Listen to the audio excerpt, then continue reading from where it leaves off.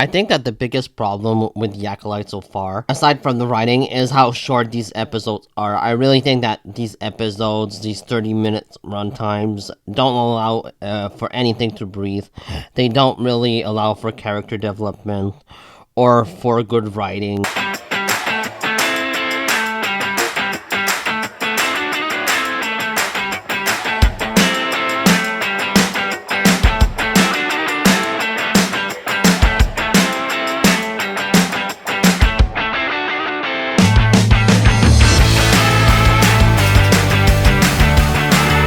And I think that it really shows. I think that the series suffers because of it, and we suffer as an audience because these episodes are way too short for a story like this. Like, for example, something drastic happens near the end of this episode, and it should have felt way more monumental than it actually did, just because it wasn't really set up right.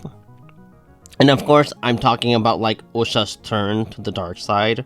She puts on this mask, and at first you think, okay, they're just teasing it and she's not really gonna turn, but I feel like this is where the series is going. I feel like the writers are going to turn Osha evil and make good, and it could have been an interesting story, and it could have been really cool if done right, but right now I think that the writing is so poor and just uninteresting that I am just sort of disappointed and dumbfounded that they're doing it. It just seems like it's coming out of nowhere, unfortunately. And I like the characters. I like the characters of Osha and Mei and Saul and Yord. And I don't really like the Stranger somewhat because I think that he is really an uninteresting villain at this point, and I'm not sure we're gonna learn much about him. It changes sort of everything we knew about Star Wars. I don't really know how I feel of this show. I think that it's okay at best. I don't think it's terrible. I think there are some redeeming qualities. It just feels like a lot like the prequels were, but like even stranger. It really does feel part of the prequel era more than anything else. It doesn't feel like anything like the original trilogy or Andor or Rogue One. It feels more like the prequels.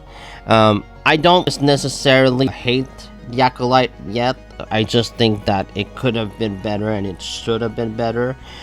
Maybe hiring writers that weren't part of the Star Wars universe, that didn't know Star Wars, was kind of a mistake for Leslie Hanlon, because we sort of are seeing the cracks in the storytelling a bit.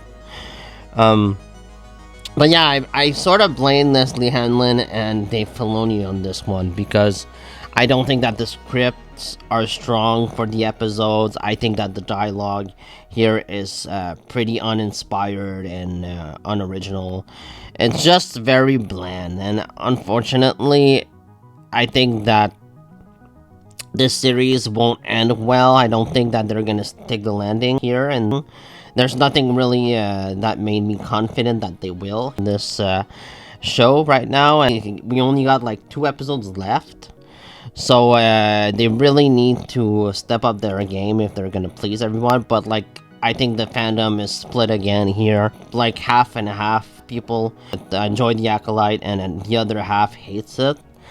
So it kind of really feels like The Last Jedi all over again here, and quite frankly, I'm just tired of it. I'm tired of the Star Wars fandom, and I just really wish that something comes out and really unifies everything, brings us together in harmony and in love.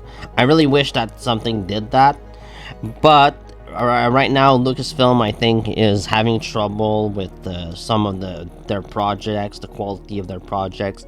They're not always up to par. I enjoyed a lot of them, but I did not enjoy some of them, and I think that the Acolyte is gonna go on the ladder here, unfortunately.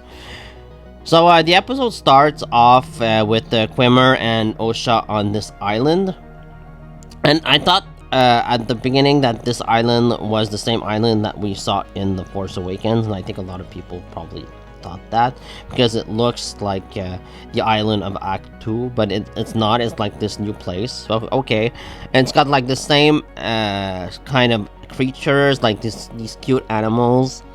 Um, so okay, it's sort of like a copy of Act 2. It's like, why not just make it Act 2? I mean, nothing would have. I don't know. It does seem like some of these decisions are really weird behind the scenes. I don't really understand it, but okay, why not make it the island Act 2? But okay, whatever. So it's an entirely new planet. Osha wakes up. She takes a lightsaber. Quimmer is like swimming naked, and she takes a lightsaber. She wants to kill him. But like he says, oh, you should lift your elbows and be more weary.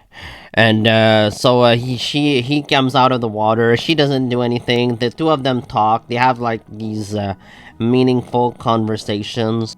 They talk about why Usha left the Jedi Order, how they've both been neglected, and how Quimmer needs an apprentice because of the Rule of Two. I like the small nod to the Rule of Two. I like that. I think that it's cool to bring that up right now. But it was weird that he is a Sith Lord and that they're supposed to be extinct right now. It just really feels it's forced.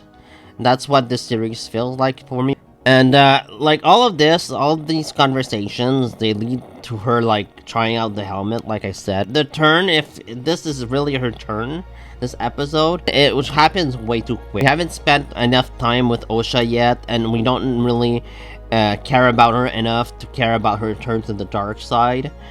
We didn't really get to see what made her tick, and that's, I think, the most troubling part of this episode. It just really happens like that, and you're just supposed to accept it. It's even worse, I think, than the Anakin turn to Darth Vader moment in Revenge of the Sith. I think that here it's even more rushed. It's really not executed well, unfortunately. We also follow Saul and May as they travel to light speed. Saul, thankfully, almost immediately figures out that May is posing as Osha. I also like the scene where Saul blames himself for not seeing that Quimmer is a Sith, and he knocks her out, ties her up, and she asks what really happened when they were young. When the Jedi came that very night, Saul doesn't really seem like he wants to talk about it. It feels like he's hiding something. Like, it feels like the entire mystery of the series is what happened there, because the rest of the show is not really a mystery. It was supposed to be like described as like this mystery show, this True Detective style mystery show. It really wasn't that. Unfortunately, I would have liked like two Jedi characters going from place to place and interrogating witnesses and just trying to figure out who were killing the Jedi. But we sort of get that answered in like episode 1, with May being like the one responsible, and then with Quimmer being the stranger. But I didn't think that the answers were really all that satisfying. And so we also follow the Jedi on Coruscant, who are ran by Vernestra, and they try to track down Sol. And we're also introduced to Vernestra's lightsaber, which is like a sort of whip. And to me, this thing looks really impractical. I don't like the design at all. I think that it's really ridiculous. And I don't think that we need more lightsaber designs. I think we're good. Kylo's lightsaber was enough of a change, and I don't think that we need any more. Enough with the lightsaber changes. So I don't know if all of the Jedis that encounter Quimmer are gonna die, because if they go back to Coruscant, then everybody is gonna know that Quimmer is gonna be alive. So maybe they're all gonna die before they give the word out to the Jedi Council. That's possible. I don't know what's really gonna happen. Like I said, there are only 2 episodes left, and I think that they really need to turn this around in 2 episodes. This series needs to finish damn strong, because I think that a lot of people really don't like this show, and I just don't understand how can you make something so divisive. And I am starting to question the Ray movie. I don't know if the Ray movie is like the good idea right now, especially after this show. I'm starting to question it, and I don't know if it's gonna be good. And I don't have really any faith in the director as well. I don't know much about her projects, and I just don't know if it's a good idea. I think it's a good idea to make a Mandalorian Grogu movie. I think that can work. But a Ray movie, I just don't know if people are gonna be on board right now. I'm on board. I want to see a Ray movie, but I just don't know if the fans will accept it.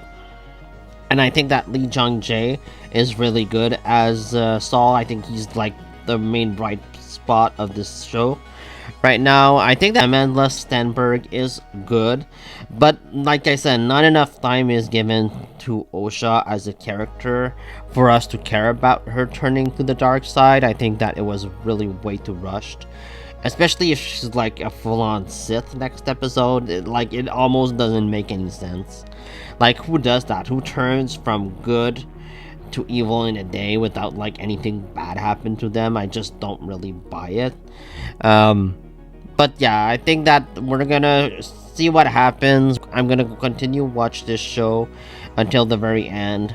I don't think that there's gonna be a season 2. Will Bob Iger let season 2 happen? I think that right now there's way too much controversy on this show, so I don't think that there's gonna be a season 2. I think that they would be crazy to do it, but hey, crazier things have happened, I guess. So yeah, let me know what you think about the Acolyte episode 6 down in the comments below. Let me know what you think is gonna happen in the next 2 episodes, and if you have been satisfied with the series so far. I think it's okay. Let me know, and please like, subscribe. See you next time.